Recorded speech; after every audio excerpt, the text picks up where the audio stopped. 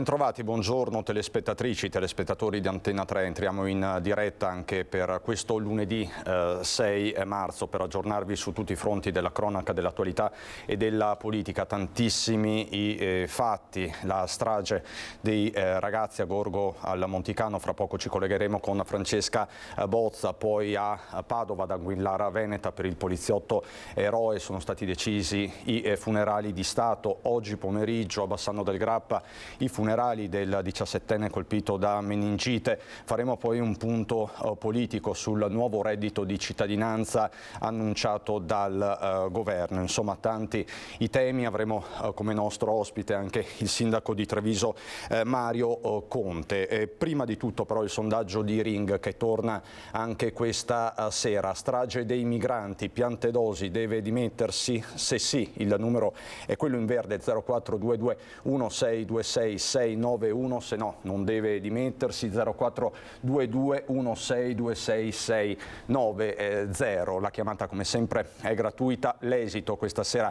a Ring con il vice direttore Ferdinando Avarino. Il fronte politico, lo sapete, è questo ormai da diversi giorni. La Stampa.it parla di tensione nel governo con la premier Meloni che stoppa il decreto Piantedosi, sia i rimpatri di Stato per le salme, ma diciamo che l'attenzione pubblica nazionale è monopolizzata per certi versi da questo dibattito dal punto di vista giudiziario, quindi rimaniamo sul naufragio di Cutro. L'incidente probatorio forse la prossima settimana per chiarire tutte le responsabilità. Come sapete è una vicenda molto ma molto complessa. Torniamo sul nostro territorio, la strage delle ragazze tra sabato e domenica, l'ennesima strage sulle strade del Veneto e della Marca in particolare. Ci aggiorna da Ponte di Piave dove si trova con Simone Merlo la nostra Francesca Bozza. Buongiorno Francesca. Buongiorno Cristiano, buongiorno ai telespettatori. Siamo davanti alla casa della famiglia di Eralda Spaillari, la 19enne di Ponte di Piave, che era nell'auto, nella BMW 420 che sabato notte, intorno poco prima delle 24, è finita contro un platano in via Sant'Antonino a Gorgo al Monticano. Abbiamo suonato al campanello, ci ha accolto con estrema gentilezza lo zio di Eralda che ci ha detto, si è scusato, ha detto però non me la sento di parlare, toccandosi il cuore, ha detto il dolore qui è troppo grande. E abbiamo incrociato proprio il sindaco di Ponte di Piave, Paola Roma, che ringrazio tantissimo per essere con noi, perché non è facile nemmeno per un primo cittadino raccontare, commentare questa tragedia. Lei, come succede in questi casi drammatici, ha incontrato i familiari. Buongiorno sindaco, grazie. Che cosa vi siete detti? Quali sono state le sue parole di fronte ad un dolore così lacerante? Abbiamo dato la massima disponibilità da parte nostra, di tutta l'amministrazione, proprio per quello che sia possibile fare in questi casi, e quindi dare il nostro supporto. Qualsiasi cosa, la famiglia doveva sapere che la comunità era vicina, e qualsiasi cosa di cui hanno bisogno noi siamo qui a disposizione, perché chiaramente il dolore è molto grande e quello che possiamo fare siamo qua per poterlo fare. Sicuramente all'inizio con quello che sarà necessario, ma anche poi successivamente, perché chiaramente sono lutti, sono drammi familiari dei quali ovviamente dovremo anche prenderci cura, soprattutto anche del dopo. Anche per quanto riguarda poi l'ultimo saluto, avete dato la vostra disponibilità come comune per affiancare la famiglia? Sicuramente quello che riterranno sarà la modalità. Noi abbiamo dato la massima disponibilità e i nostri contatti per poter dare una mano per quello che appunto la famiglia ritiene, perché in questi casi va rispettato appunto il dolore della famiglia, ma la vicinanza della comunità ci deve essere, perché sono tragedie che investono chiaramente tutta un'intera comunità. Mi ha detto, mi sembra di vivere in un incubo.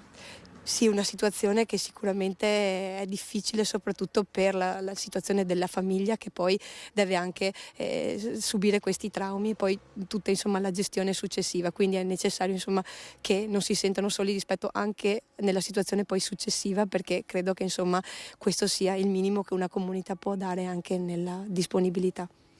Io ringrazio il sindaco di Ponte di Piave Paola Roma, perché sappiamo che ci ha concesso questi minuti, l'abbiamo strappata ai suoi impegni. Grazie davvero, sindaco. Cristian, chiaramente sono 3 comunità, l'abbiamo ricordato anche ieri, Gorgo al Monticano, dove si è consumata la tragedia, e poi c'è Ponte di Piave, appunto, dove a Negrisi abitava Eralda, e poi c'è Rustignè di Oderzo, dove viveva l'altra vittima, Barbara Brotto, di appena 17 anni. L'abbiamo ricordato, erano a bordo di una BMW che è finita contro un platano. Le 2 ragazze sono morte praticamente sul colpo, feriti in modo gravissimo. Il fidanzato di Eralda, 19enne, che era alla guida dell'auto, ora ricoverato in prognosi riservata in terapia intensiva all'ospedale Caffoncello di Treviso, e l'amico 18enne di Motta di Livenza, anche lui rimasto ferito ed è in condizioni molto serie.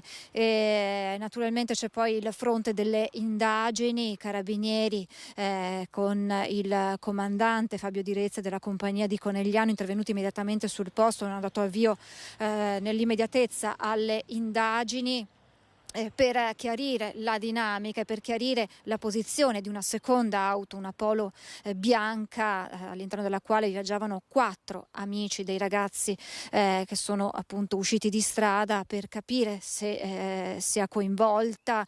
Ci sono tante ipotesi sul tavolo, quella tra queste anche quella di una manovra azzardata, probabilmente di uno sorpasso, naturalmente sotto la lente degli investigatori anche l'alta velocità.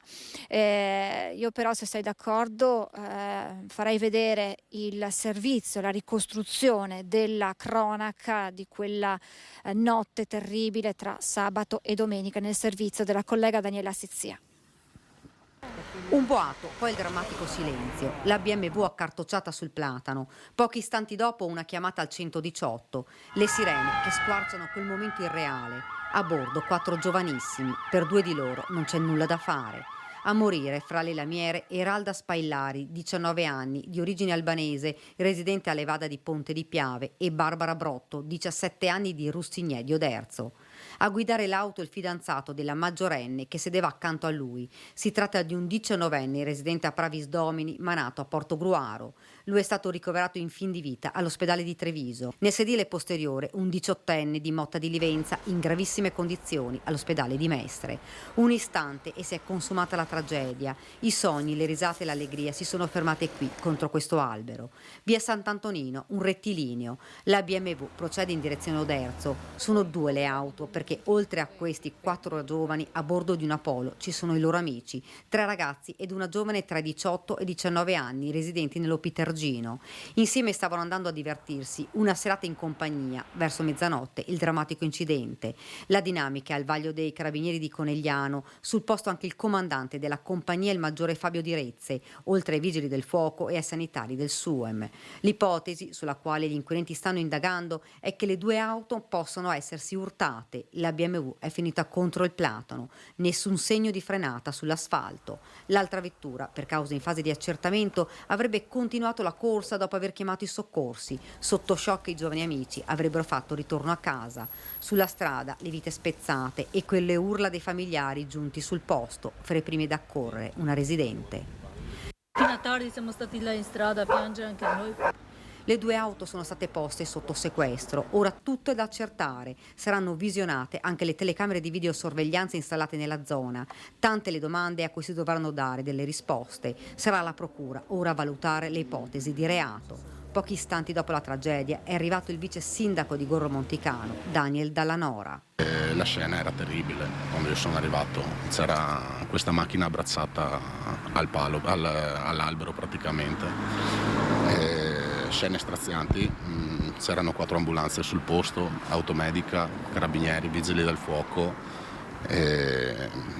Hanno lavorato parecchio per riuscire ad estrarne uno dalla macchina, uno forse 2, una purtroppo aveva già il lenzuolo bianco sopra. Quella è stata la scena più peggiore, diciamo. Poi l'appello del vice sindaco ai giovani che si erano fermati a vedere quanto accaduto. Io ho cercato di far capire ai giovani che la strada è stretta, la strada è un gran bel rettilineo, incita a correre, però purtroppo queste cose possono succedere. Quindi mi sono augurato che serva da esempio un po' per tutti.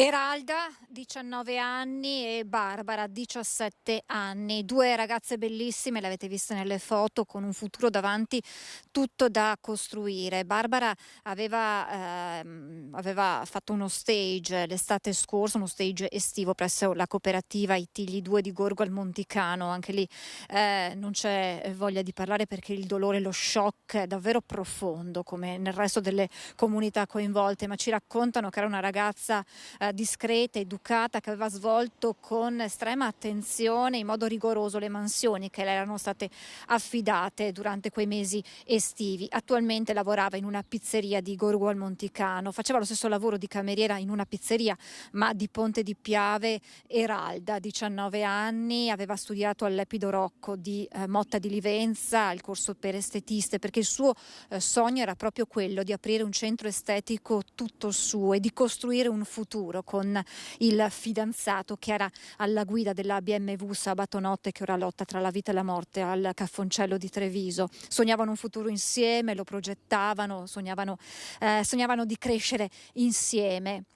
E ce l'ha raccontata, ce l'ha descritta un'amica, Amelia, un'amica di Eralda, che ieri è arrivata sul luogo dell'incidente in via Sant'Antonino a Gorgo, portando 2 rose bianche, una per Eralda, una per Barbara. Sentiamo il suo ricordo nel prossimo servizio e poi posso restituire la linea allo studio.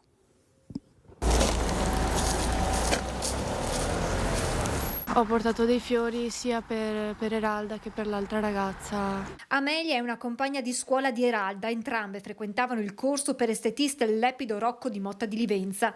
La ragazza ha lasciato 2 rose bianche ai piedi del platano, contro il quale la vita delle 2 amiche si è interrotta per sempre. Amelia ricorda così Eralda. Tosta però tanto gentile, tanto generosa.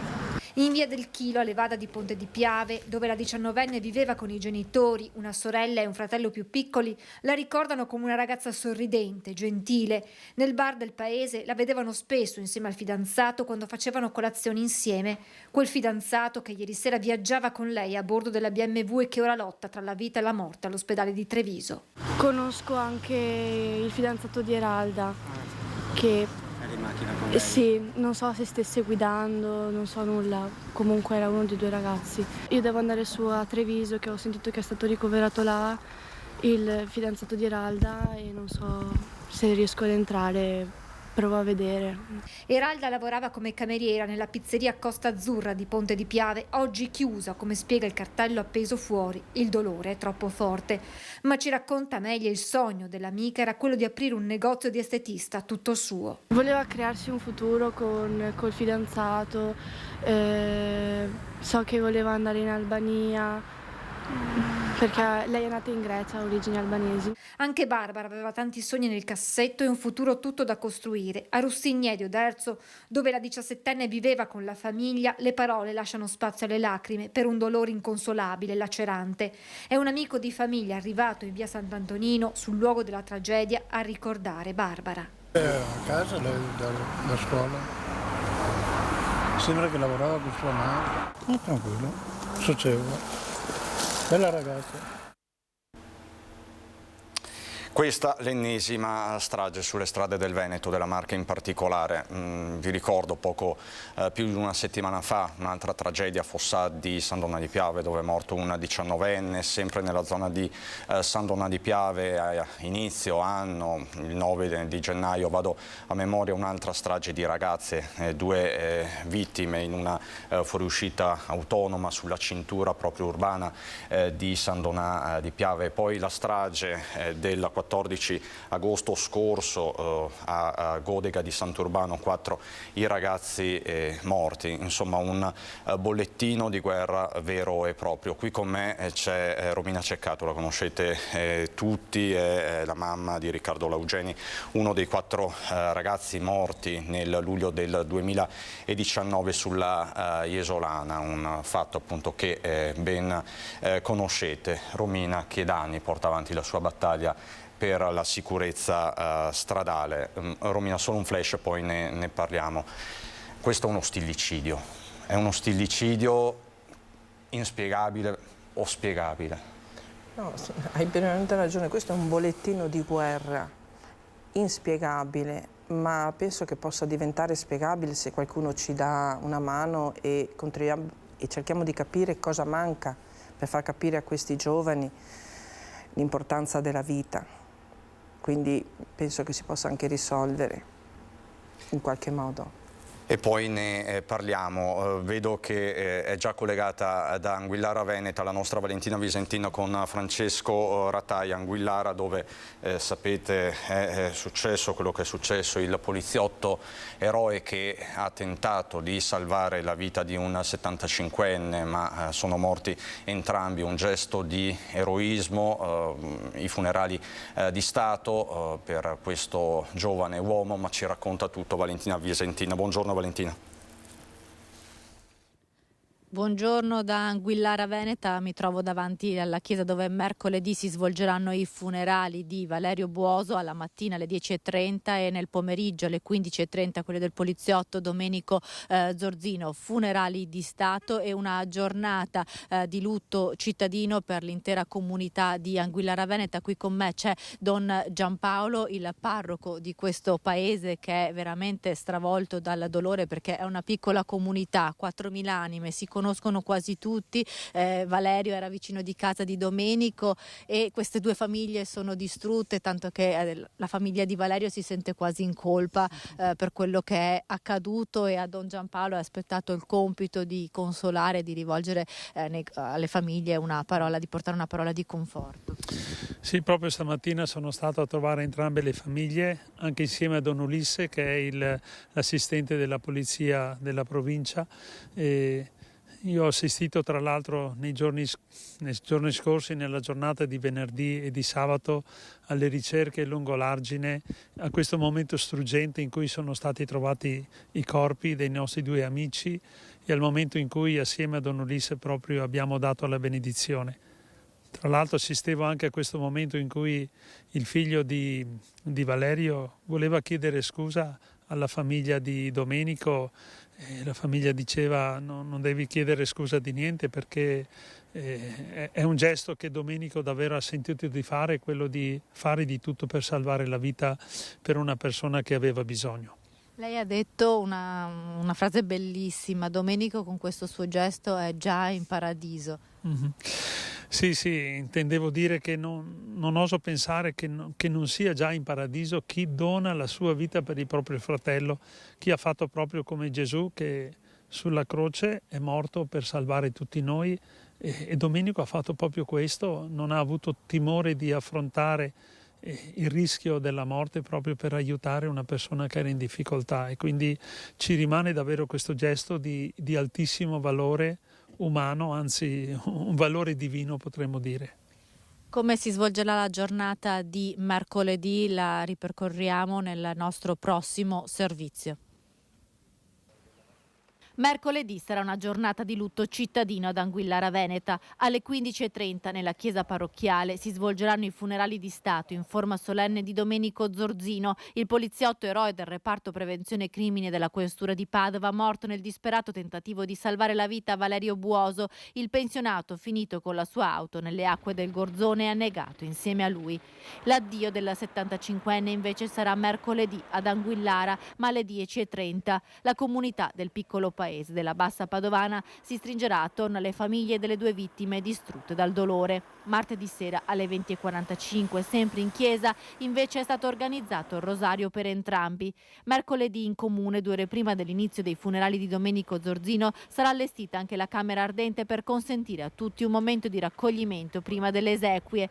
Molti messaggi di cordoglio delle istituzioni alla famiglia del poliziotto, anche il capo di Stato Sergio Mattarella sabato, poche ore dopo il ritrovamento dei due corpi, aveva inviato al capo della polizia Lamberto Giannini un messaggio di vicinanza e cordoglio dedicato alla famiglia Zorzino. Il poliziotto, cinquantenne, da oltre 30 anni in servizio alla questura di Padova, è stato ritrovato abbracciato all'anziano vicino di casa, nella classica posizione che si fa nelle procedure di salvataggio, segno che non lo ha mai abbandonato nemmeno quando sentiva che le acque gelide del Gorzone stavano risucchiando anche lui. Valentina, girati verso di me. Don Giampaolo, l'immagine dell'abbraccio vuol dire che veramente Domenico non ha mai abbandonato Valerio, anche quando sentiva di essere in difficoltà, quando il fango lo ha imbrigliato mortalmente. E questo è proprio anche il senso di comunità che c'è qui ad Anguillara. Sì, questo abbraccio tra loro due davvero deve diventare un abbraccio tra tutti noi che alle volte siamo divisi, siamo arrabbiati e siamo in tante situazioni, invece che questo ci renda uniti, perché ognuno deve essere disposto a dare tutto per l'altro. Chissà che lo possiamo imparare, e anche con il dialogo e soprattutto la vicinanza. Grazie Don Giampaolo. Io prima di salutarvi lancio il servizio che racconta come stanno affrontando il dolore le due famiglie di Valerio Buoso e di Domenico Zorzino. Da Anguillara Veneta è tutto, restituisco la linea allo studio. È un grande dolore, sì. Un dispiacere immenso, no.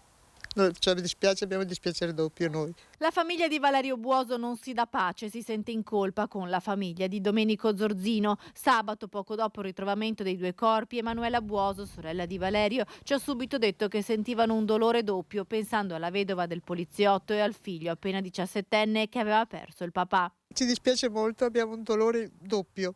Tutto qua che è un grande. Le due famiglie domenica si sono parlate al telefono, si sono strette in un abbraccio a distanza, unite nel dolore. La moglie del poliziotto ha cercato di consolare i Buoso spiegando che Domenico era fatto così, sempre pronto a soccorrere il prossimo, una vocazione che l'aveva portato a diventare poliziotto. Venerdì pomeriggio Domenico Zorzino, libero da servizio, stava passeggiando sull'argine del Gorzone con i suoi due cani quando ha visto l'auto di Valerio Buoso inabissarsi in acqua. Ha eseguito tutto secondo le regole. Prima ha allertato i soccorsi e poi si è gettato in acqua. I suoi due border collie sono rimasti fermi a guardare il loro padrone. Un destino beffardo anche quello di Valerio Buoso, forse tradito da un malore alla guida. Martedì si doveva operare al cuore.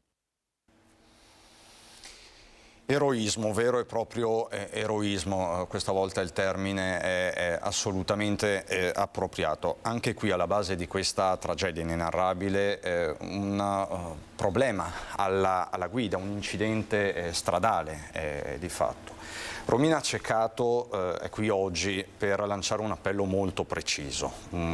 Perché? Perché per l'appunto la cronaca anche in questo inizio di 2023 ci sta mettendo davanti a troppi fatti, a tante stragi, a troppi incidenti stradali. L'anno scorso è stato un annus horribilis per il Veneto, per la Marca trevigiana, numeri elevatissimi, e l'andamento, il trend di questo primo trimestre, di questi primi 2 mesi del 2023 non lasciano ben sperare. Lei, Romina, vuole lanciare un appello soprattutto al ministro Salvini, che nel dicembre scorso aveva lanciato un tavolo per la sicurezza stradale. Sì, prima permettimi però di dire una cosa molto importante. Mi sono rimaste molto impresse quelle parole dette dal vice sindaco, che se questo è un messaggio che si passa ai giovani, allora guardi, mi dispiace dirlo, ma dia le dimissioni, che ha detto può succedere. Brutta frase questa, brutta frase. Doveva dire queste cose non devono succedere. Lei ha detto può succedere. Proviamo a pensare che cosa ha passato, che messaggio può aver passato. Scusa se mi sono permessa, ma era una cosa che come mamma io ragionerei un attimo nel dire, perché dopo siamo veloci a dare colpa ai nostri giovani, ma se sentiamo queste parole è un'altra cosa. Lei si riferisce alle parole del vice sindaco, sì, che ha detto che la strada, che è certo. Tutto questo. Io spero che, e spero proprio veramente con il cuore, che abbia sbagliato a dirle, però sono parole che vengono sempre dette. Non deve succedere queste cose.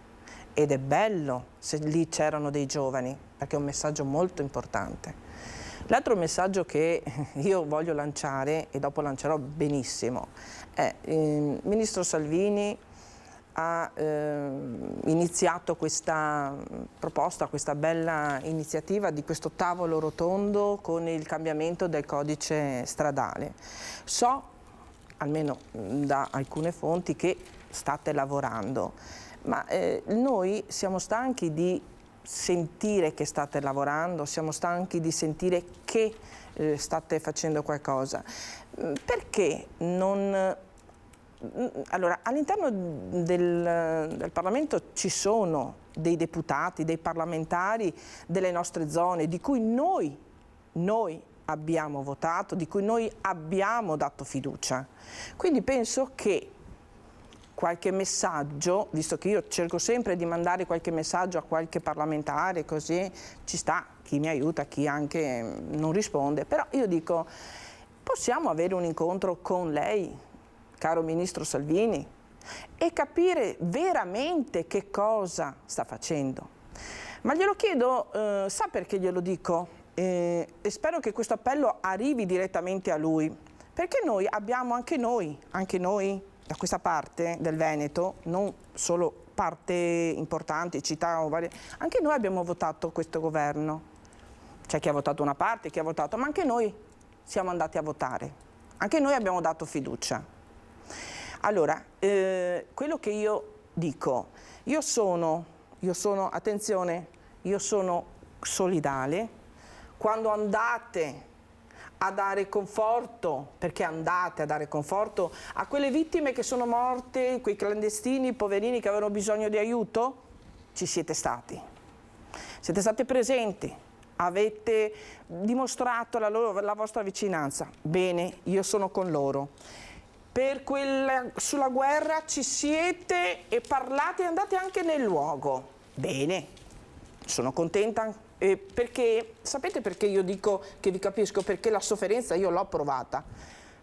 Ma noi siamo quelli che vi abbiamo votato. Quindi chiedo al Ministro Salvini se per favore ci può dare un appuntamento e se possiamo parlare, noi associazioni, tutti insieme, per fermare queste stragi, questo bollettino di guerra, che non sta diminuendo, ma sta bensì aumentando. E attenzione, sta arrivando l'estate, l'ho sempre detto, giusto Cristian? Sempre detto, da quando è successo l'incidente di mio figlio. Le stragi aumenteranno. Allora, caro Ministro, visto che noi siamo del vostro italiani, noi siamo qui a collaborare con voi e crediamo, perché se abbiamo votato è perché ci crediamo. Possiamo fissare un incontro? Possiamo sederci davvero a questo tavolo rotondo, mettiamo il tavolo dei cavalieri e discutere? E se il Ministro, se anche il Presidente del Consiglio Meloni ci fosse, a noi non dispiace. Ripeto, sono solidale con chi è morto sulle stragi dei clandestini perché, poverini, loro cercavano salvezza. Sono solidale con quelli che muoiono nella guerra perché non ne hanno colpa. Ma lei dimostri a chi ha votato che anche con noi siete solidali. Romina, chiarissima, penso che il suo appello sia partito in maniera forte e chiara. Io vi do qualche altro aggiornamento di cronaca, vi riporto la giornata di ieri dove c'è stata una certa paura in A27 per un allarme che poi si è rivelato falso, un veicolo contromano in autostrada. Questo è l'avviso che è apparso quindi sui social e su tutti i mezzi dell'A27, fortunatamente era un falso allarme, però come sapete quel tratto, l'A27, non è nuovo a episodi di quel tipo, quindi a persone che si mettono alla guida contromano, soprattutto sul tratto bellunese da Pian di Vedoia in poi. Quindi anche questo è un tema. Sempre la cronaca ci riporta nel Padovano a Campo San Piero per un incidente. Sabato sera, poco dopo le 20:30, i vigili del fuoco sono intervenuti in via Fossalta, in località Rustega, nel comune di Campo San Piero, per un'auto finita fuori strada che ha danneggiato le condotte del gas di 2 abitazioni. Illeso il conducente. I pompieri, arrivati dal distaccamento volontario di Borgorico, hanno tamponato la perdita di metano fino all'intervento dei tecnici della rete gas. Le operazioni di soccorso dei vigili del fuoco sono terminate dopo circa 2 ore con il ripristino delle condizioni di sicurezza del luogo. Anche qui nessun ferito, ma parliamo sempre di incidenti sulle strade, di tragedie sfiorate, no? Utilizziamo sempre questo termine, è un termine giornalistico, però una tragedia sfiorata non significa che il problema non esiste. Infatti, il problema esiste e fa male, credetemi. Allora, dobbiamo trovare qualche sistema, dobbiamo arrivare a mandare qualche messaggio utile a questi ragazzi. Io condivido pienamente, e ho visto prima anche il sindaco Paolo a Roma, sono accanto alle parole che ha detto il sindaco, perché con lei abbiamo lavorato e stiamo lavorando anche a Treviso, sia anche con l'ASL 2 all'interno dell'autoscuola, per sensibilizzare, per cercare di far capire a questi giovani, ma anche non, perché io dico anche noi che abbiamo una certa età, non è che con questi cambiamenti, di queste nuove segnalazioni, di queste rotonde siamo esperti. Ma c'è qualcosa che dobbiamo fare insieme per far capire a questi nostri ragazzi che cosa hanno in mano, e continuerò a dirlo, hanno un'arma. Allora io dico, vogliamo cercare di aiutare, perché se non partiamo dalla base principale, che sono le autoscuole, le scuole, sensibilizzare, dobbiamo entrare all'interno delle autoscuole, dobbiamo aiutare anche economicamente. E questo è un altro punto che avevamo già toccato, e anche questo potrebbe essere messo sul tavolo qualora Salvini accettasse il suo invito. No, deve accettarlo. Deve accettarlo, deve accettarlo. Non accetta altrimenti, no, non accetto, perché glielo dico subito, se non vedo risposta vado io là e mi fermo e sto lì, uno verrà fuori.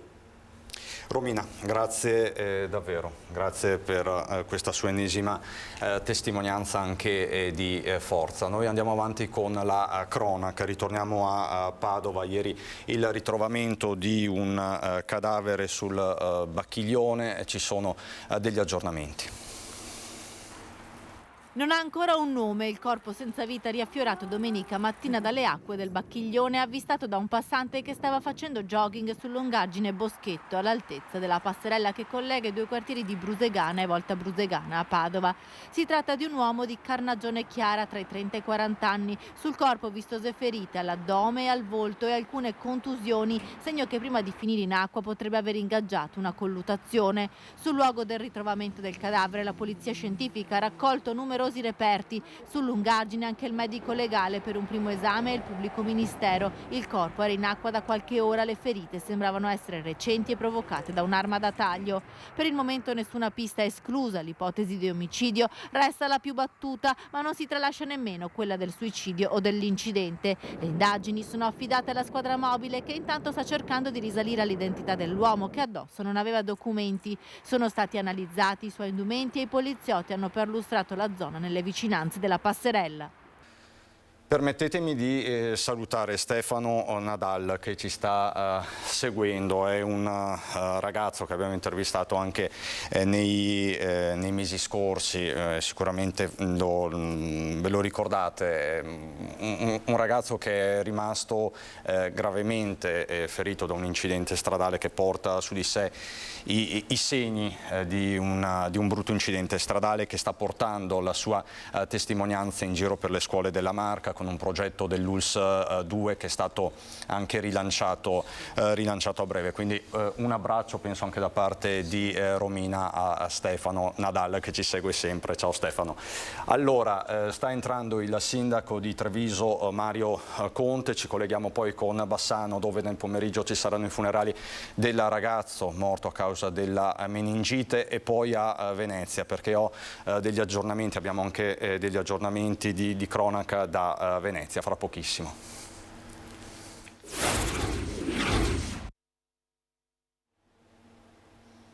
Di nuovo in diretta per raccontarvi questo lunedì a Nord-Est. Mi ha raggiunto qui in studio, lo saluto e lo ringrazio, Mario Conte, sindaco di Treviso e presidente dell'Anci Veneto. Buongiorno, buongiorno sindaco. E grazie per questo invito. Grazie a lei, toccheremo diversi temi di attualità che non riguardano soltanto la città di Treviso. Prima però ancora diversi aggiornamenti di cronaca. I carabinieri del nucleo ispettorato del lavoro di Treviso, nel corso di una serie di accertamenti compiuti in varie aziende dell'edilizia, del commercio e dell'agricoltura della provincia, hanno sospeso l'attività di 6 ditte e multato altre imprese per un importo complessivo, pensate, di 230.000 euro. Tra le principali irregolarità sono stati riscontrati 10 lavoratori del tutto privi di coperture previdenziali e assicurative, alcuni dei quali stranieri irregolari in Italia, e varie circostanze in cui non erano rispettate le misure di sicurezza sul lavoro e le normative igieniche. Così dunque i carabinieri di Treviso. Non so se è pronto il collegamento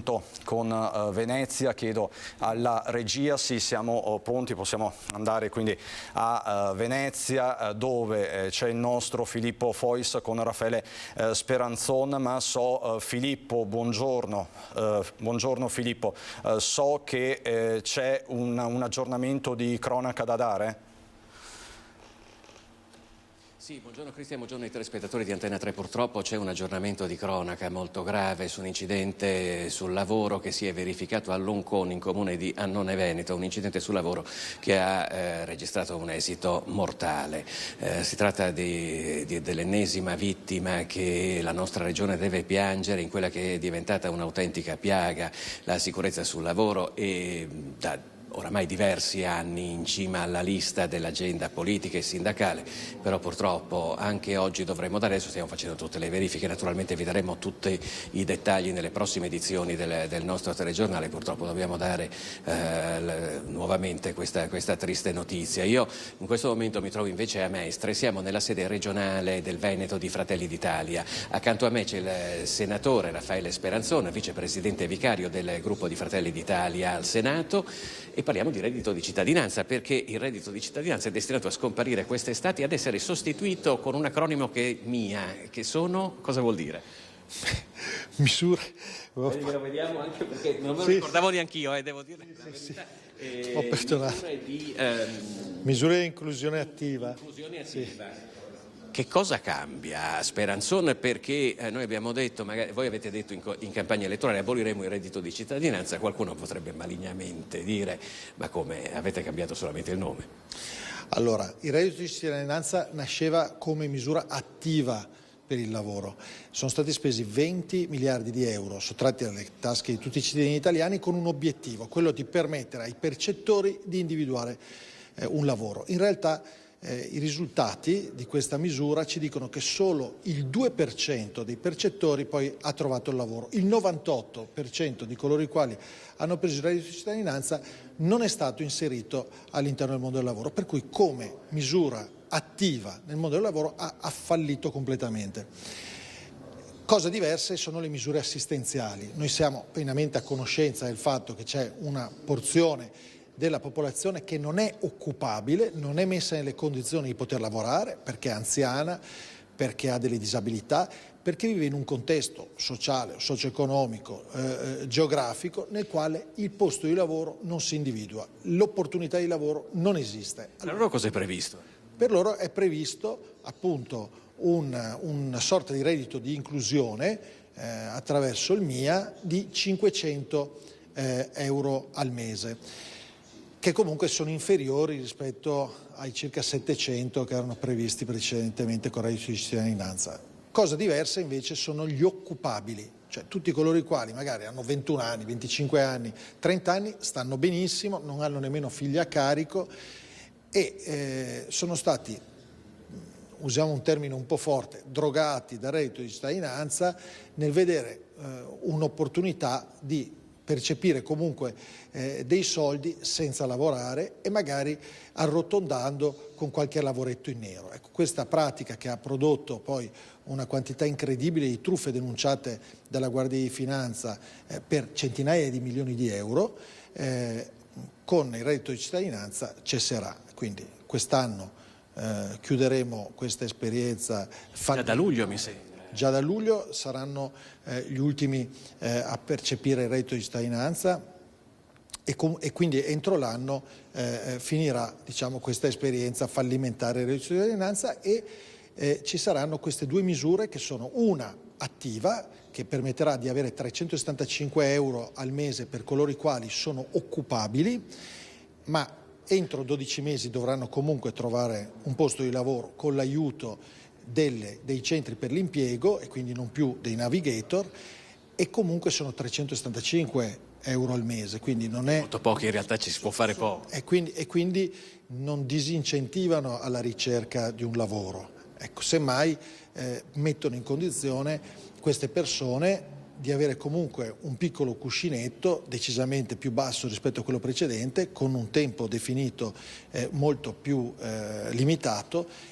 E aspettate le barricate, perché mi sembra che Conte del Movimento 5 Stelle avesse detto faremo le barricate nel momento in cui il reddito di cittadinanza dovesse essere tolto. Beh, noi ci aspettiamo tutte le barricate del mondo, ma sappiamo anche che siamo stati chiamati a governare l'Italia dalla maggioranza dei nostri concittadini e quindi nel rispetto di quelle che sono le aspettative di chi ci ha votato rispetteremo anche quel punto programmatico che prevede l'abolizione del reddito di cittadinanza e la sostituzione con due misure, una legata proprio all'assistenza nei confronti di coloro i quali comunque non potranno mai lavorare e quindi ne siamo perfettamente consapevoli, e da qui invece ha la possibilità di lavorare, ma attraverso quello strumento non ha avuto la possibilità di trovare l'impiego.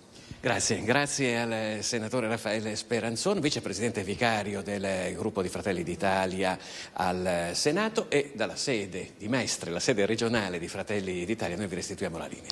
Grazie Filippo, grazie a te Sandro Ponchio e al senatore Speranzon. Sindaco, innanzitutto ricordiamo la notizia di cronaca, questo ennesimo incidente sul lavoro, questa volta ad Annone, ne dà notizia proprio in questi minuti, in questi secondi. Il Gazzettino: cade da un'impalcatura in azienda, inutili soccorsi, operaio muore sul colpo, quindi l'ennesimo incidente, come dicevamo, sul lavoro.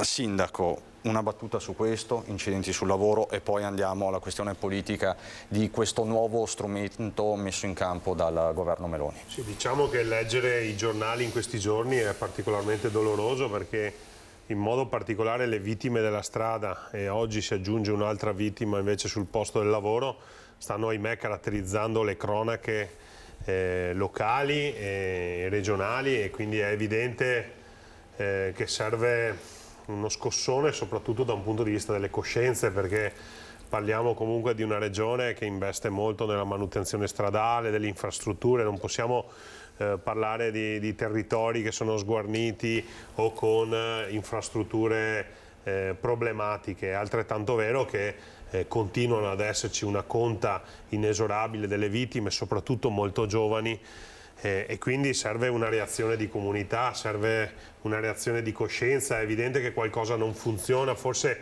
certi messaggi non arrivano come dovrebbero arrivare, e l'approccio dei nostri giovani, soprattutto quando si mettono alla guida, che quindi è un'azione di estrema responsabilità, non è quello corretto.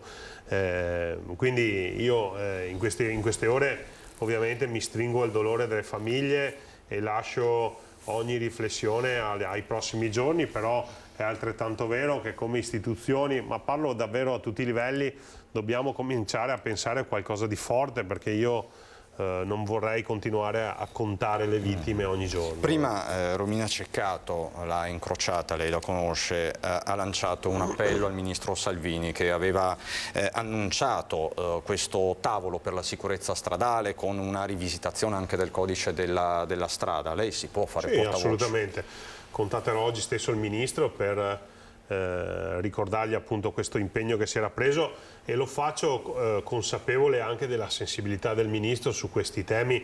In questi giorni è molto impegnato nello sbloccare tutta una serie di infrastrutture strategiche a livello nazionale, però sono sicuro che troverà il tempo per dar corso a quell'impegno che si è preso, che ripeto è un'azione più che politica è un'azione di coscienza, e quando si parla di coscienza sono sicuro che il Ministro non si tirerà indietro nel momento in cui queste azioni possono salvare delle giovani vite o delle vite umane. Quindi insomma noi ci siamo, e sarà mia cura farmi portavoce nei confronti del Ministro, che tra l'altro tra qualche settimana sarà anche qui a Treviso in occasione dell'assemblea di ANCI Giovani, e potrebbe magari essere proprio quella l'occasione per far incontrare l'associazione al Ministro e continuare un percorso di cultura della responsabilità e di senso civico che ci deve vedere un po' tutti i protagonisti, però nessuno escluso.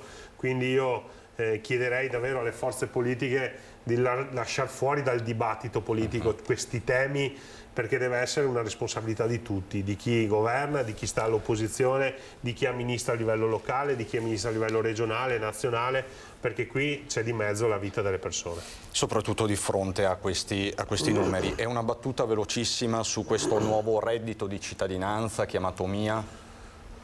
Sappiamo che i veneti sono abbastanza allergici a questa forma di assistenzialismo, nel senso che qui il Veneto chiede posti di lavoro, chiede di potersi rimboccare le maniche, di avere dei contratti che sono retribuiti in modo corretto, non chiede l'assistenzialismo, non chiedono soldi.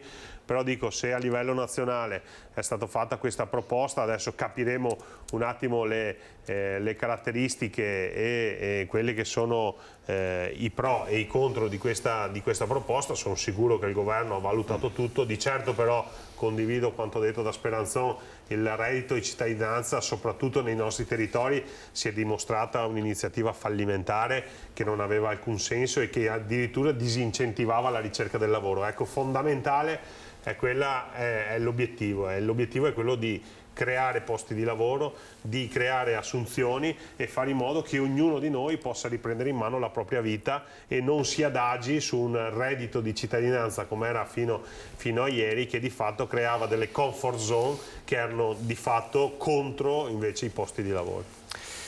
Vedo Vanessa Banzato pronta da Bassano del Grappa. In questi giorni vi abbiamo raccontato il dolore e lo shock per la morte di Tommaso Fabris, il 17enne sportivo, giocatore di basket al team di Riese, colpito da una meningite. Oggi è il giorno dell'ultimo saluto, dell'addio a Bassano del Grappa. Vanessa, buongiorno. Sì, buongiorno Cristian e a tutte le persone che ci stanno seguendo. Oggi è la giornata dell'ultimo saluto a Tommaso Fabris, questo 17enne, come hai detto tu, stroncato da questa meningite fulminante. Ci troviamo all'interno della CMP Arena, l'ex Pala 2 di Bassano per capirci. Si sta allestendo tutto perché alle 15 ci sarà questa cerimonia funebre.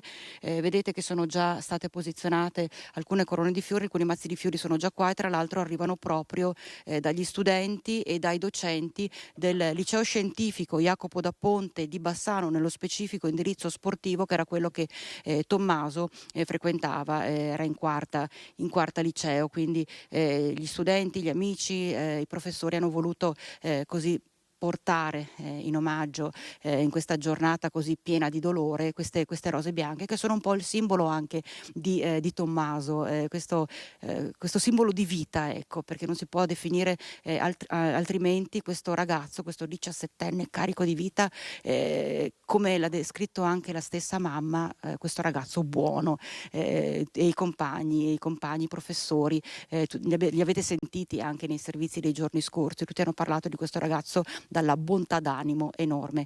E allora si diceva, si sta allestendo questo altare che non possiamo definirlo altrimenti all'interno della CMP Arena, e adesso accanto a noi Mario Gottardi, che si occupa proprio di tutta la questione suono audio, per permettere al meglio che questa cerimonia venga ascoltata, seguita da tutti. Tra l'altro si diceva non sarà una messa classica, una messa canonica.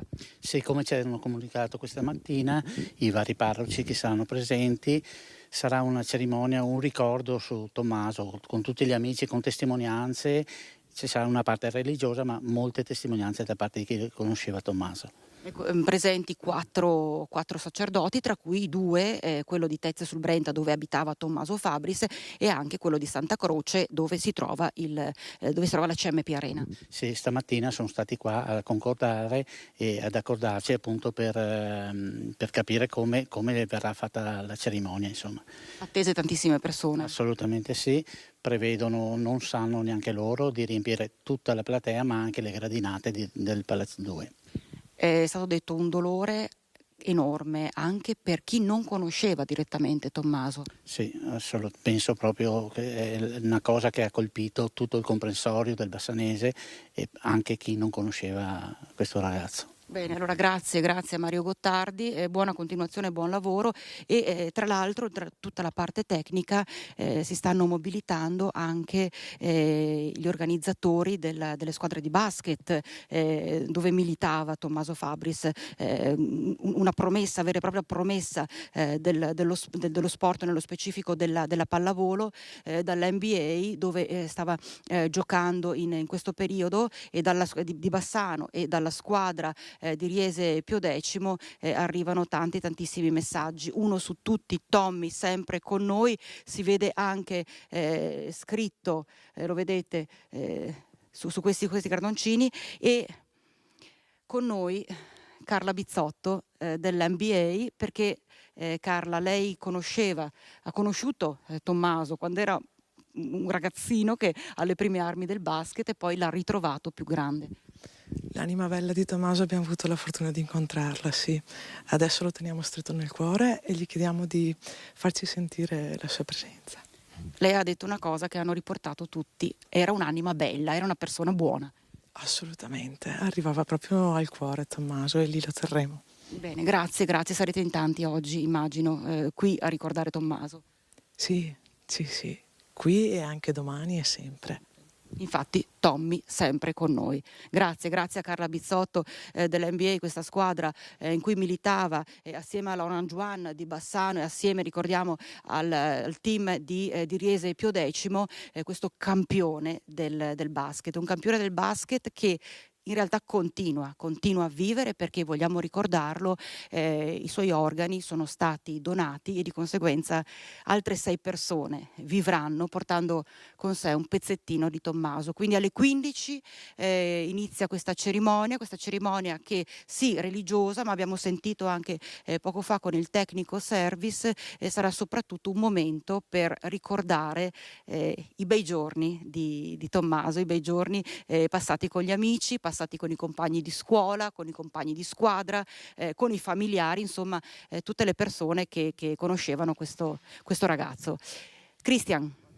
Grazie davvero per questo racconto. È stata una settimana davvero dura per gli amici, per i familiari, per tutte le comunità coinvolte: Tezze sul Brenta, Bassano del Grappa, Riese Pio X, dove da alcuni mesi Tommaso Fabris giocava con la squadra del team. È stata anche una settimana impegnativa per le strutture sanitarie, per le ULS. La stessa ULS 2 ha effettuato una profilassi su diversi giocatori della squadra. Anche questi, Sindaco, sono fatti traumatici per le comunità. Ci tengo innanzitutto a portare la vicinanza della comunità trevigiana alla famiglia di Tommaso, che per quanto è successo, che lascia tutti quanti senza parole, senza un perché, quindi anche in questo caso deve prevalere il silenzio, la preghiera, la vicinanza, l'affetto, e spero, insomma, che questo affetto non svanisca mai, perché la famiglia ne avrà estremamente bisogno.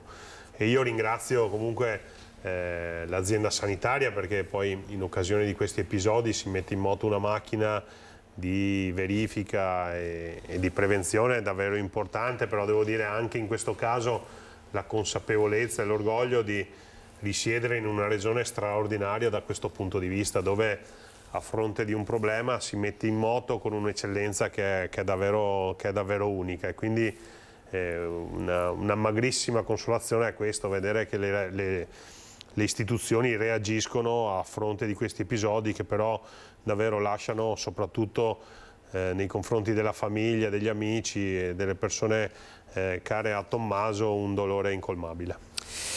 Sindaco, di giovani si parla tanto nell'ultimo periodo. Abbiamo parlato di questa ennesima strage sulle strade, la strage di Gorgo al Monticano, poi appunto questo ragazzo che se n'è andato. Di giovani se ne parla sempre, nel bene e nel male, quasi sempre nel male, forse anche così a sproposito talvolta, perché ecco, Tommy era l'esempio di un ragazzo inserito, un'anima bella, lo ha definito così prima, impegnata, con degli obiettivi. E sono tanti i giovani, fortunatamente mi sento di dire la maggioranza, forse anche lei. Perfetto, no, difatti secondo me la premessa deve essere questa. Quando parliamo di giovani non possiamo dimenticarci della stragrande maggioranza dei giovani, che sono quelli che ci stanno regalando delle soddisfazioni incredibili in ambito sportivo, basta vedere Tommaso e tutti i suoi compagni di squadra, in ambito sociale, in ambito culturale. Quelli sono i giovani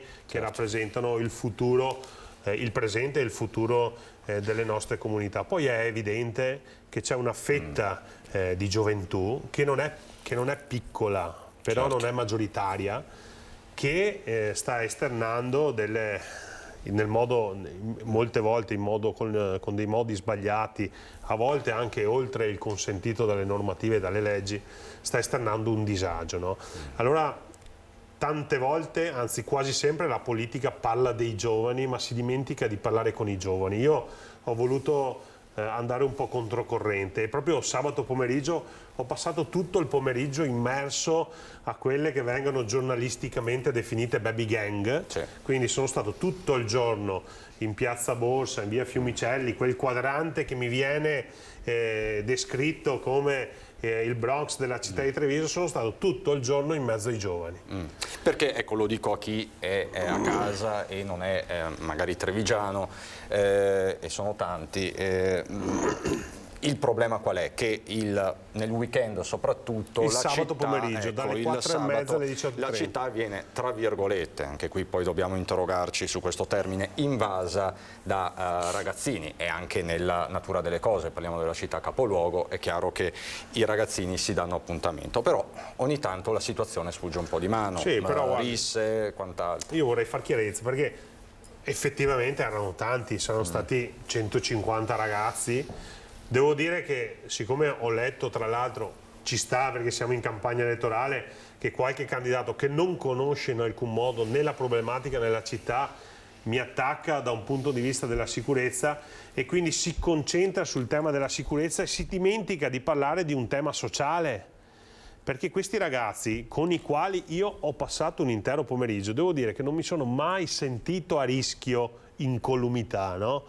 E quindi voglio dire, non è un tema... Ma l'hanno riconosciuta? Certo, mi hanno riconosciuto. Attenzione, qualcuno ha assunto anche dei comportamenti che non vanno bene, hanno continuato a manifestare in modo maleducato, hanno sporcato per terra, rispondono male, sono irrispettosi, però tanti altri invece si sono messi un po' in gioco semplicemente dialogando, per esempio, con il sindaco. Una volta scoperto con il sindaco abbiamo parlato di calcio, abbiamo parlato di motorini, abbiamo parlato del tempo libero, abbiamo parlato della città, abbiamo parlato con le ragazzine dei ragazzini, con i ragazzini delle ragazzine, insomma abbiamo fatto un discorso come se fosse una sorta di fratello maggiore. E quindi l'appello che io faccio, anzi farò di più di un appello, io prendo carta e penna come faceva il nostro il sindaco Gentilini e scriverò non al ministro Piantedosi, perché il tema non è un tema esclusivamente legato alla sicurezza, anche se per certi aspetti ovviamente dobbiamo agire con le forze dell'ordine, ma scriverò al Ministro della Cultura, al Ministro dello Sport, al Ministro della Famiglia, perché è evidente che questi ragazzi manca un modello sociale. Io la sera sono rientrato a casa e davvero ero molto preoccupato, non per gli aspetti di sicurezza della mia città, che ricordo essere la prima città in Italia da un punto di vista della sicurezza, e non lo dice il sindaco Conte perché è in campagna elettorale, lo dice la classifica del Sole 24 Ore, che Treviso e provincia sono sempre o al primo o al secondo posto per sicurezza a livello nazionale. E quindi io scriverò perché propongo che la città di Treviso diventi un modello a livello nazionale per ricostruire e riscrivere un modello sociale che oggi quei ragazzi ci dicono essere mancante. Perché continuare a puntare il dito contro i genitori, contro la scuola, contro il sindaco, contro le forze dell'ordine, contro i ragazzi, abbiamo capito che non serve a niente. Allora evidentemente dobbiamo rimetterci in gioco tutti, dobbiamo riscrivere le regole del gioco, e una delle proposte che io farò è che a partire dalla terza elementare questi ragazzi al pomeriggio, invece di passarli davanti alla PlayStation con il cellulare in mano, perché tra l'altro ho letto proprio dei dati dall'azienda sanitaria che 2 ragazzi su 3 a 6 anni passano già la notte a chattare nei social network con il telefonino in mano. Allora io chiederò che i pomeriggi questi ragazzi a partire dalla terza media li passino obbligatoriamente in luoghi sani, luoghi di cultura, luoghi di sport, in associazioni che fanno del volontariato una spinta forte sociale. Solo così noi riusciremo a creare un nuovo modello sociale e speriamo che questa proposta possa partire da Treviso. Quindi già nei prossimi giorni io mi metterò, ovviamente consultando anche degli esperti in ambito sociale, psicologico, sportivo, culturale, scriverò una lettera a più mani ai ministri per proporre che Treviso diventi un modello a livello nazionale, perché questo sistema abbiamo capito che non dà risposte a quel fenomeno, e continuare a chiedere al sindaco maggiori forze dell'ordine, più forza di polizia, più polizia locale, più telecamere, significa semplicemente continuare a passare i sabati pomeriggio a correre dietro a questi ragazzi facendo in realtà il loro gioco. Perché una delle deviazioni di questi ragazzi è che andare contro il sistema significa che se il sistema ti ferma, ti multa o ti arresta, in realtà tu gli stai dando una medaglia da esporre nei social network. Noi dobbiamo agire molto prima, a partire dalle elementari, in particolare dalla terza elementare fino alla terza media. Là ci giochiamo il futuro della nostra comunità. Allora io chiedo intanto ai candidati responsabilità, perché chi oggi punta il dito contro il sindaco, descrivendo una città insicura, parlando di questi ragazzi, fa solo speculazione politica. Allora a me della speculazione non interessa nulla, a me interessa recuperare e salvare questi ragazzi e soprattutto dare un contributo per costruire un futuro migliore della nostra comunità, e quindi scriverò al governo, perché questa è un'azione che non può partire soltanto dai sindaci, ma deve essere un cambio radicale che parte a livello nazionale. Molto interessante, un'impostazione molto interessante, una proposta anche chiara che sicuramente farà discutere e animerà anche la campagna elettorale. Quindi lo sport dalla terza elementare in su, sport, cultura e sociale. Io voglio che i nostri ragazzi passino meno ore in piazza col cellulare in mano o davanti ai videogiochi o ascoltare musica, e passino più ore in un campo sportivo, su un palco di un teatro o all'interno di un'associazione a far del bene agli altri. Significa sostituire quel vuoto che a volte le famiglie lasciano attraverso delle associazioni che hanno dimostrato di essere eccellenti soprattutto da un punto di vista dei valori. Tra l'altro, ecco, lei citava questa ricerca che è stata pubblicata ieri sui giornali, noi l'avevamo anticipata sabato sera. Primo cellulare a 6 anni, a 15 un ragazzo su 5 lo usa 8 ore al giorno, cioè, e capite? poi tantissimi ragazzi che si svegliano in piena notte e che lo utilizzano. 8 ore è l'orario medio lavorativo di una persona. I nostri giovani, che non sono ancora impegnati in ambito lavorativo ma dovrebbero essere impegnati in un ambito di crescita personale e didattica, passano 8 ore con il cellulare in mano. Capite che in quelle 8 ore i contenuti che loro ricevono sono tantissimi, e se manca il controllo è evidente che qualcosa di brutto può succedere. Però il dato più clamoroso sono quelli dei 6 anni, che già a 6 anni hanno il cellulare in mano. Ecco, io voglio meno cellulari, più sport, più cultura e più volontariato in ambito sociale. Allora, Sindaco Conte, le faccio sentire Luca Zaia, il Presidente della Regione del Veneto, su 2 questioni molto calde, il nodo migranti e quello dell'autonomia. Così si è espresso Zaia ai nostri microfoni nelle scorse ore a Godega di Sant'Urbano.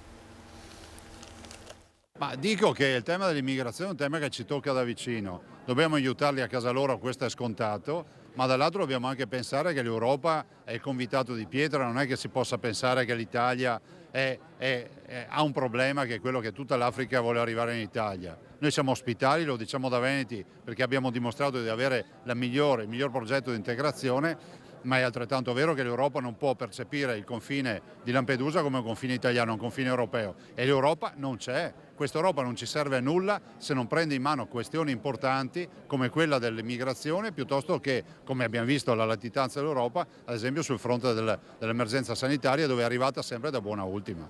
Sull'autonomia è stata una settimana importante, via libera da parte della conferenza delle regioni, resta però il nodo dei sindaci, soprattutto dei sindaci del Sud. Come si superano questi attriti? Ma intanto ricordiamo che il governo e la Presidente del Consiglio è stata di parola, la coerenza del Presidente Meloni c'è fino in fondo rispetto all'autonomia. Poi cominciamo col dire, perché qualcuno dice ma anche le regioni del Sud sono contrarie. Certo, le regioni governate dal centro-sinistra al Sud, ovvero la Campania e la Puglia, perché la Calabria ha dato l'ok, la Sicilia ha dato l'ok, la Basilicata ha dato l'ok, il Molise ha dato l'ok, cominciamo anche a dare una comunicazione sia corretta. Non è il Sud, ma è il centro-sinistra al Sud. È una questione politica, non territoriale, e secondo lei con Eli Schlein la questione si può? Guardi, l'autonomia è un progetto costituzionale, rispettoso della Costituzione, e quando si offende il progetto, a mio avviso, si manca di rispetto al Capo dello Stato, che nulla ha avuto da dire, anzi dice questo è in linea con la Costituzione.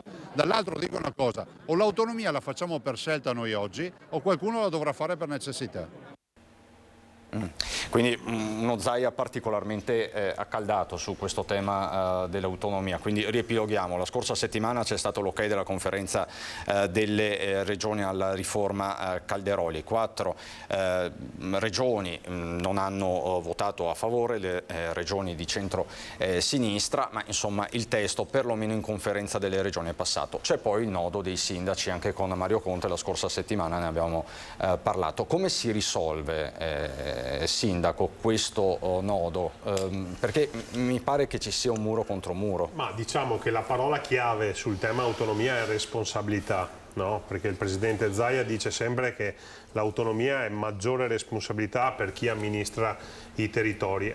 La stessa parola responsabilità deve essere messa in campo oggi, dove va in scena un dibattito nord contro sud, est contro ovest, centro-sinistra contro centrodestra, dimenticandosi del focus e dell'importanza del tema che invece è l'autonomia, che come ben ricorda il Presidente Zaia è una manovra prevista dalla Costituzione, quindi coloro che sono i paladini della Costituzione, che sono il centro-sinistra, oggi vanno contro l'autonomia semplicemente perché fanno dell'autonomia una partita meramente politica, dimenticandosi invece dei benefici che l'autonomia può portare. E questo è l'appello che io ho fatto in occasione del direttivo di ANCI nazionale, dove ovviamente sono venute fuori delle posizioni diverse, però anche in questo caso ha ragione il Presidente Zaia, dove il centro-sinistra, in modo particolare al sud, si è espresso contro, e dove il centrodestra e tutte le regioni del nord si sono espresse e tutte le città del nord si sono espresse a favore. Allora io ho chiesto di togliere dal dibattito la provenienza politica e lo schieramento, la provenienza geografica e lo schieramento politico, e di rimanere concentrati su un tema dell'autonomia che tra l'altro oggi non vede protagonisti i sindaci, quindi questa posizione contro oggi non ha alcun senso. Abbiamo soltanto chiesto al Presidente Di Caro di monitorare il fatto che i sindaci e i comuni non vengano in alcun modo danneggiati da un provvedimento come l'autonomia, cosa che io mi sento fin da subito da escludere. È per questo che ho chiesto davvero responsabilità a tutti, e in più ho fatto presente che i sindaci, in particolare quelli veneti, hanno anche un mandato chiaro da parte degli elettori, perché i veneti, 2.400.000 veneti, si sono espressi attraverso un referendum a favore dell'autonomia, e quindi in Veneto non deve esserci nemmeno la distinzione centrodestra-centrosinistra. Noi siamo qui a rappresentare i cittadini del Veneto, che ci hanno dato un mandato chiaro e insindacabile, che è quello di arrivare all'autonomia, e per questo io ho ribadito la mia personale e a nome di ANCI Veneto parere favorevole al testo dell'autonomia, ribadendo il mandato che ho da parte dei miei cittadini, e soprattutto chiedendo ai sindaci del Sud, che tra l'altro hanno evidenziato tutta una serie di criticità criticità del sistema attuale che non è caratterizzato dall'autonomia, quindi mi sono permesso di dire che tutto ciò che loro oggi lamentano non è certamente dovuto all'autonomia e li ho pregati anzi di vedere nell'autonomia una soluzione a questi problemi e siamo riusciti a trovare, ovviamente con grande fatica, una posizione equilibrata da parte del presidente De Caro, che è del centro-sinistra, e lo ringrazio per questo, dove i sindaci di fatto non si sono espressi ma hanno chiesto che vengano garantite i ruoli e le posizioni dei sindaci dei territori. Le chiedo in 30 secondi, poi ci colleghiamo con Giovanni Kerr della Federalberghi che sta andando a Berlino per la Fiera del Turismo. In 30 secondi il nodo migranti. Tra l'altro c'è il sondaggio di Ring che torna questa sera con Ferdinando Avarino, non so Francesco se lo possiamo rivedere, grazie infinite. La strage dei migranti, Piantedosi deve dimettersi, la domanda è molto secca come sempre. Tra l'altro possiamo vedere questa schermata di agenzie da Google, la Repubblica che titola immigrazione nel governo e resa dei conti, Meloni che boccia la stretta sull'accoglienza, Meloni cacci Piantedosi e Salvini se ne vada con loro, Meloni blocca la stretta sull'accoglienza dei migranti e convoca Piantedosi. Insomma, oggi dovrebbe esserci questo rendezvous tra Meloni e Piantedosi. È così, sindaco Conte, cosa deve fare Piantedosi, che è espressione di Salvini? No, Piantedosi non deve in alcun modo dimettersi, deve continuare a lavorare con grande serietà, con il grande bagaglio di esperienza. Ricordo che lui è stato prefetto ed era il prefetto dei prefetti, quindi la materia la conosce bene. Dal canto dei sindaci io dico che noi siamo impegnati nella gestione dell'accoglienza, della prima accoglienza che arrivava, i primi flussi provenienti dall'Africa. Ci siamo messi a disposizione del governo per l'accoglienza dei migranti che provenivano dall'Afghanistan, tutti coloro che avevano collaborato col governo italiano. Ci siamo messi a disposizione in modo assolutamente collaborativo per i migranti provenienti dall'Ucraina e ricordo che dobbiamo dare risposte alle nostre comunità che sono reduci da 2 anni e mezzo di pandemia con un aumento spropositato dei costi della vita e dove abbiamo visto nei nostri territori quintuplicare le richieste di aiuto da parte delle famiglie in difficoltà. Quindi se qualcuno pensa di poter ancora o voler ancora scaricare il fenomeno migratorio come è stato fatto in passato quando al governo c'era il Partito Democratico, il problema nei territori si sbaglia di grosso, perché da parte dei sindaci c'è la volontà di costruire, di integrare, di aiutare, di accompagnare nel momento in cui abbiamo gli strumenti per poterlo fare. Ricordo che il Comune di Treviso ad oggi ha in carico 34 minori stranieri non accompagnati che costano alle casse del comune 200 euro al giorno a persona. 200 euro al giorno a persona e ad oggi il governo ci riconosce meno di 100 euro. Quindi capite che i sindaci, quando è ora di mettere in campo soluzioni, cuore e coscienza, non si tirano mai indietro. Però è altrettanto vero che chiediamo che le regole del gioco vengano ridisegnate a livello europeo, perché in queste condizioni si penalizzano i territori, si penalizzano le comunità che hanno dimostrato nel tempo di essere accoglienti. Ricordo che il Veneto e Treviso in modo particolare è una delle città col maggior tasso di integrazione a livello nazionale ed è da sempre stata amministrata dalla Lega. Concetto che di fatto prima ha in qualche modo sottolineato lo stesso governatore Zaia. Giovanni Kerr, eccolo, che proprio ci porta a Berlino, perché a Berlino in queste ore... Siamo qua, stiamo andando in fiera a rappresentare la provincia di Treviso e tutto il Veneto. Perché? Siamo qua per lavorare, per portare nuovi turisti, ancora. Esatto. Ancora di più, già stiamo andando bene, dai.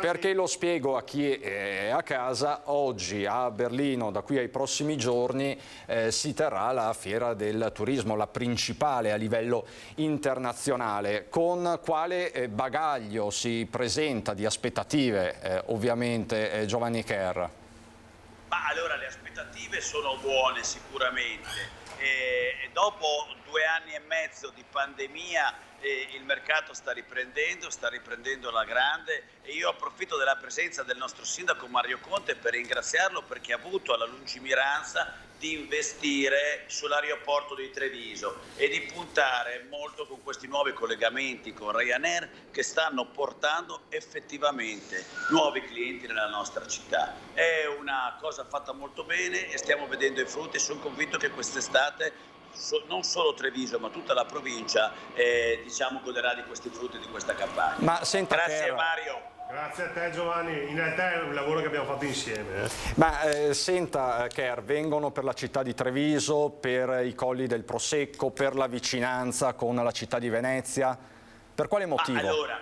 Allora, no, sicuramente vengono perché il Veneto è una destinazione interessante. Il Veneto offre moltissimo, no? Offre e si va dalle spiagge alle città d'arte, alle colline del Prosecco, alle Dolomite. Abbiamo un sacco di destinazioni, poi c'è l'UNESCO, abbiamo tantissime destinazioni UNESCO, vengono per tanti motivi e noi cerchiamo di farli stare più giorni possibili proprio perché possano visitare tutte le bellezze che il Veneto offre. Treviso è una chicca, è una città che in questo momento è molto attrattiva e quindi noi crediamo che insomma facciamo di più per portarli anche nella nostra città. Quindi insomma c'è fermento anche in vista della primavera, della Pasqua, poi dell'estate. Ma senta Ker, questo è ovviamente l'aspetto positivo. Fino a un anno fa, e noi ci sentivamo spessissimo, era quasi impensabile, no? Dopo anni di pandemia e quant'altro. Quindi insomma guardiamo al lato positivo e ce n'è da guardare. Però restano delle criticità. Per quanto riguarda la provincia o perlomeno la città di Treviso, c'è questo nodo del caro affitti. Lei ha una sua idea molto chiara a riguardo che prende in considerazione il fenomeno di Airbnb, ovvero ci spieghi. Allora, nel centro storico ovviamente gli affitti residenziali sono aumentati perché molti proprietari hanno preferito investire e trasformare i loro appartamenti in residenze turistiche. Questo gli garantisce degli incassi maggiori rispetto ad affittarli, diciamo, con i canoni normali, no? Quindi ai residenti.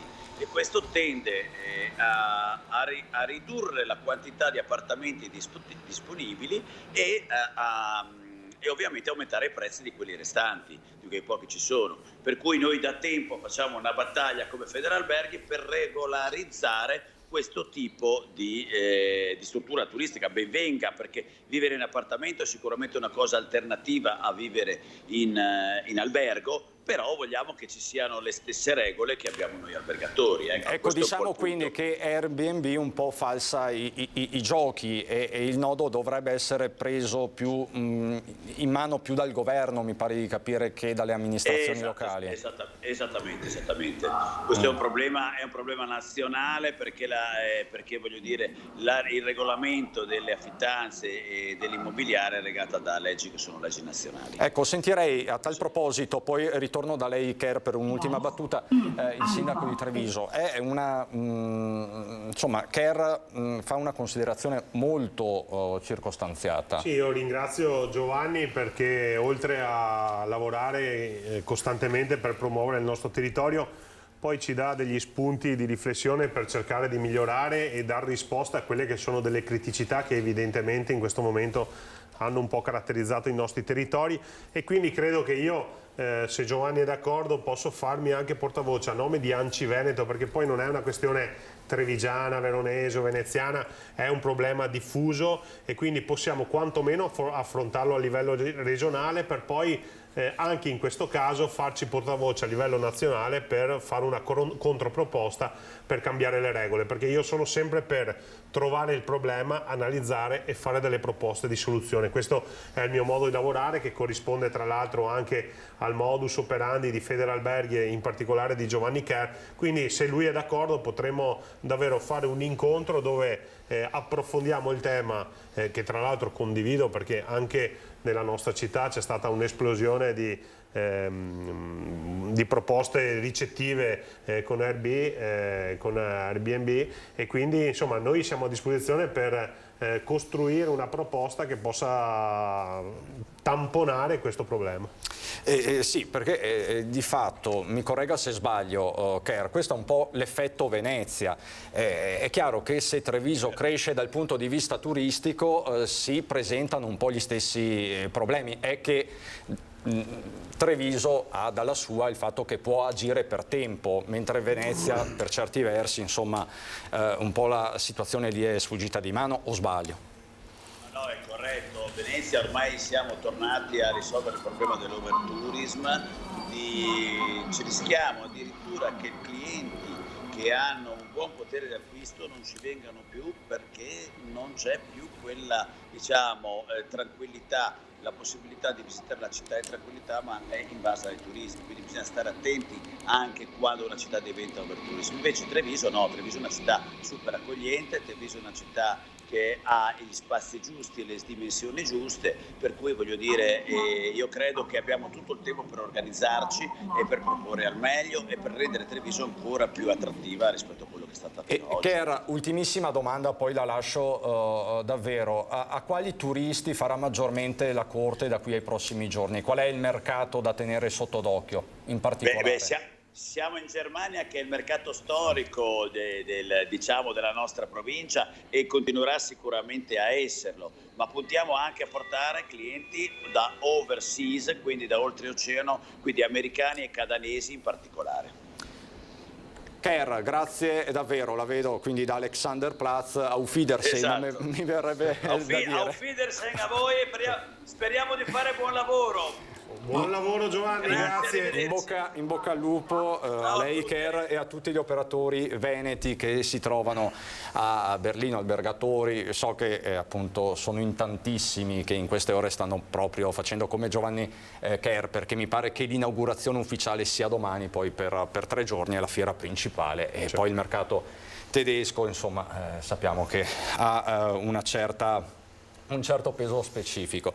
E senta Sindaco, il nodo comunque c'è, no? Giovanni Kerr ci ha dato una sua versione molto interessante. In questi giorni si parla tanto di caro affitti, no? in centro storico. Airbnb può essere una componente che falsa in qualche modo il gioco, però tanti baristi, tanti negozianti si stanno lamentando, gli affitti sono troppo cari. Poi questo si inserisce all'interno di una spirale inflattiva molto più ampia.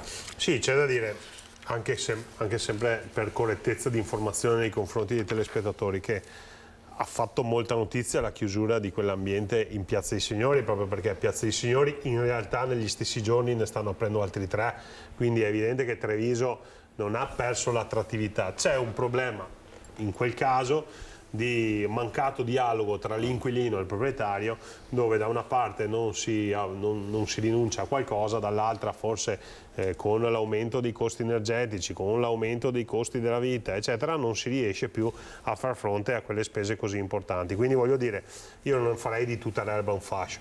È altrettanto vero che qualche caso mi è stato segnalato dove c'è da parte dei proprietari una certa rigidità nel voler abbassare quelle che sono le loro pretese. Allora, siccome entriamo in ambito privatistico e non pubblico, quello che posso fare io è quello di cercare di mettere attorno a un tavolo i proprietari degli immobili da una parte e gli imprenditori che vogliono investire nell'accoglienza, nei servizi, nel commercio dall'altra, per trovare un punto di incontro, perché quello che può fare l'amministrazione, e Giovanni Kerr tra l'altro lo ha ribadito, e consentitemi la frecciata, smentendo totalmente le frasi dette da un candidato sindaco che ha detto che Treviso non è attrattiva, e il presidente di Federalberghi dice che Treviso è più attrattiva che mai, con un boom turistico importante. Insomma, l'ha detto Giovanni Kerr, non l'ha detto il sindaco, anche se si riferisce lo alle ribadisco del candidato Denardi, sì, Denardi, diciamo, che sta facendo una campagna tutta contro Conte, e posso anche capire, perché ho capito che non ha lei è il candidato da battere, no? Sì, però un candidato tendenzialmente si propone con un'idea di città. Lui è tutto contro,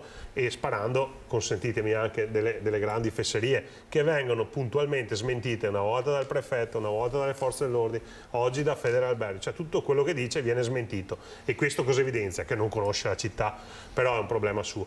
E quindi voglio dire, noi stiamo investendo sull'attrattività della città, con eventi culturali, con una programmazione quadriennale, eventi sportivi, eventi di ogni tipo che rendono la nostra città attrattiva tantissimo, tanto da registrare un più 148% di turismo rispetto al 2019, dati prima della pandemia, soprattutto con una caratteristica che evidenzia come i turisti scelgano Treviso per rimanere dalle 2 alle 3 notti, quando prima avevamo una media di 1,25 notti, quindi un salto triplo. Sta diventando località turistica. Località turistica, tra l'altro dal lunedì alla domenica, non più solo nei weekend, altra fesseria dichiarata dal candidato sindaco Denardi. Quindi insomma noi ce la stiamo mettendo tutta. Ovvio che in un momento economico delicato come questo serve un piccolo sforzo da parte di tutti. Allora, se agli imprenditori chiediamo di tener duro, di continuare a credere nelle potenzialità di Treviso, ai proprietari chiediamo di accontentarsi di guadagnare un po' meno, magari per i prossimi 1-2 anni, in modo tale che tutti noi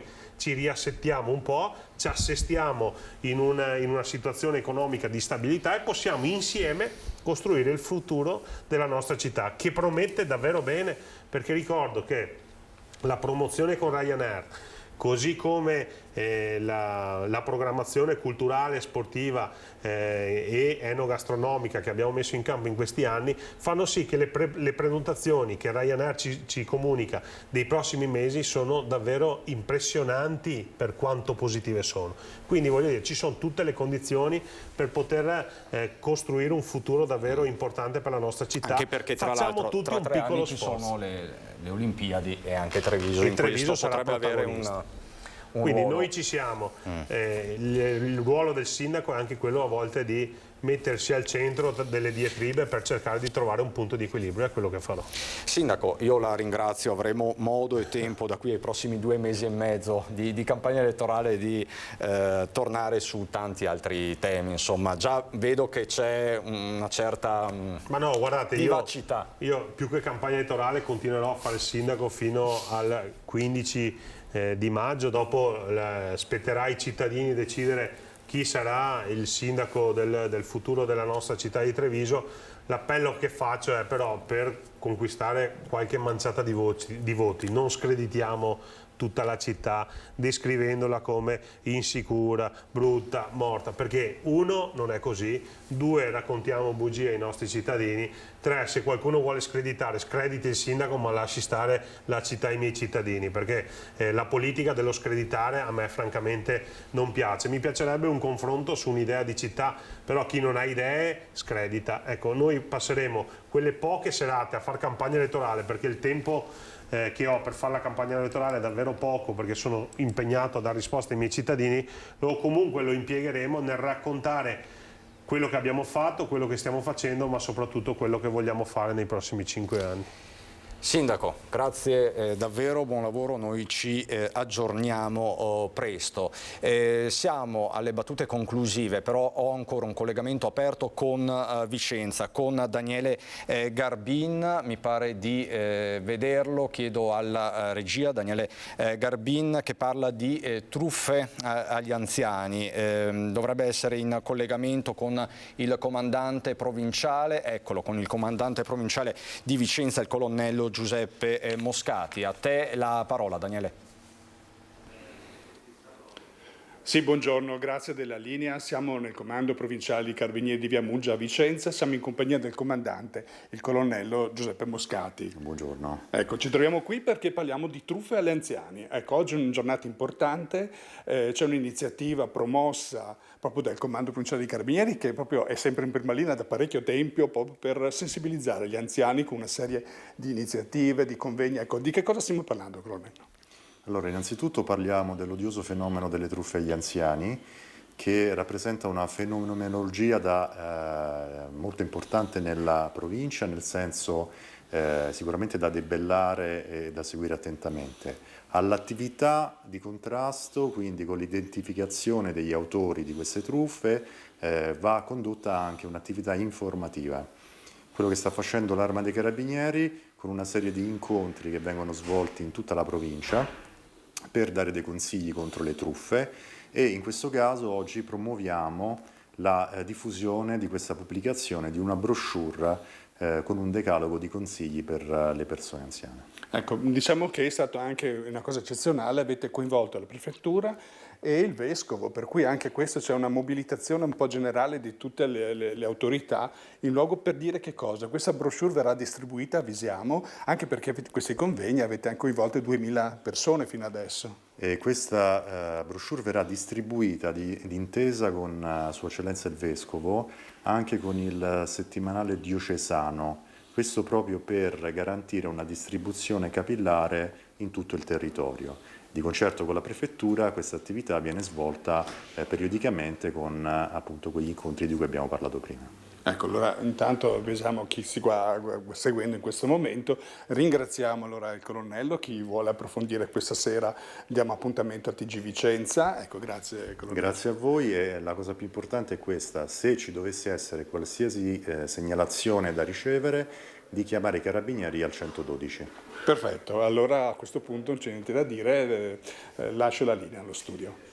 Appello forte e chiaro, caro Daniele, ci avviamo quindi a conclusione. Avete visto anche oggi tanti fatti di cronaca di cui vi abbiamo dato conto, compresa questa ennesima tragedia sul lavoro. È successo ad Annone Veneto, un operaio morto sul colpo dopo essere caduto da una impalcatura in un'azienda, del tutto inutili i soccorsi. Una giornata caratterizzata poi dalle notizie del weekend davvero drammatiche, l'atto di eroismo di quella poliziotta ad Anguillara Veneta, dove si preparano i funerali di Stato, la strage delle ragazze a Gorgo sul Monticano, anche lì 2 ragazze morte in un terribile incidente stradale, gravissimi i ragazzi che erano appunto con loro a bordo di quella BMW.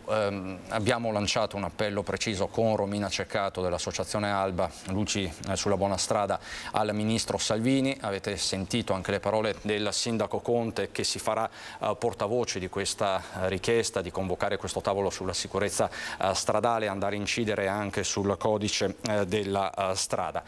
Vi ricordo in ultimissima battuta poi il sondaggio di Ring, la trasmissione che torna anche questa sera con Ferdinando Avarino in studio. Strage, migranti, Piantedosi deve dimettersi, se sì il numero è quello in verde, 0422 1626 691, se no deve rimanere al suo posto, non deve dimettersi, 0422 1626 690. La chiamata come sempre è gratuita, mi dicono dalla regia che già stanno arrivando centinaia di telefonate, le chiamate sono gratuite, questo ve lo ribadisco. Questa sera tra l'altro con Ferdinando Avarino a Ring, Rachele Scarpa del Partito Democratico, Beppe Caccia che è armatore della Mediterranea Saving Humans, una delle principali ONG, Elena Ostanella del Veneto che vogliamo, consigliere regionale, Elena Donazzan, assessore al lavoro, all'istruzione, esponente di primissimo piano di Fratelli d'Italia, e ancora Gian Antonio Darè, europarlamentare della Lega. Ci sarà poi il consueto appuntamento con il professor Arturo Lorenzoni, docente di economia dell'energia all'Università di Padova. Università di Padova, tra l'altro, dove oggi si sta tenendo un incontro con i ministri agli esteri italiani e il ministro alle imprese al Made in Italy Adolfo Urso. Quindi, come vedete, tanti gli argomenti sui quali torneremo questa sera a partire dalle 18:30 con l'edizione regionale, 19 con Venezia Mestre, 19:30 Treviso con Belluno. Io vi lascio alle previsioni del tempo, poi la collega Alice Montagnier si occuperà dei temi della salute con il dottor Alberto Alexandre, direttore sanitario dell'Istituto EUNI. Si parlerà di radiofrequenza, una nuova tecnologia nel trattamento del dolore. È tutto da questa prima edizione, grazie anche a Francesco Ceron e Francesca Pezzo che hanno curato la parte tecnica. Buon proseguimento di giornata.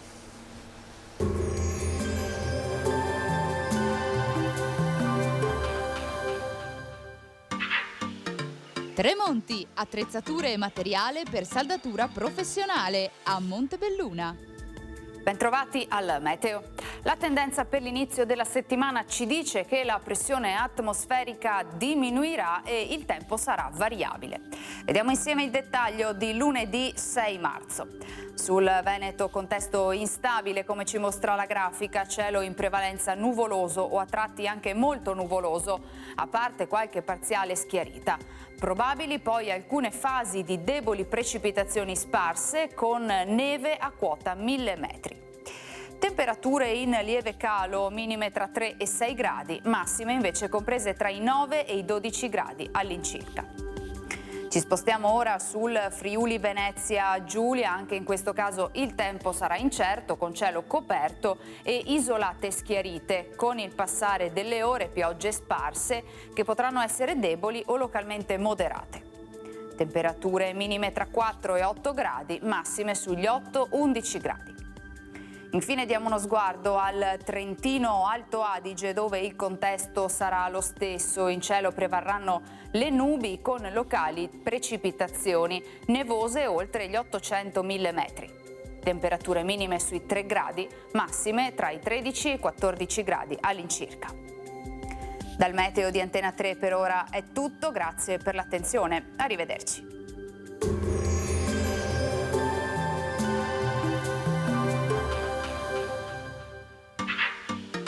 Tremonti, attrezzature e materiale per saldatura professionale a Montebelluna.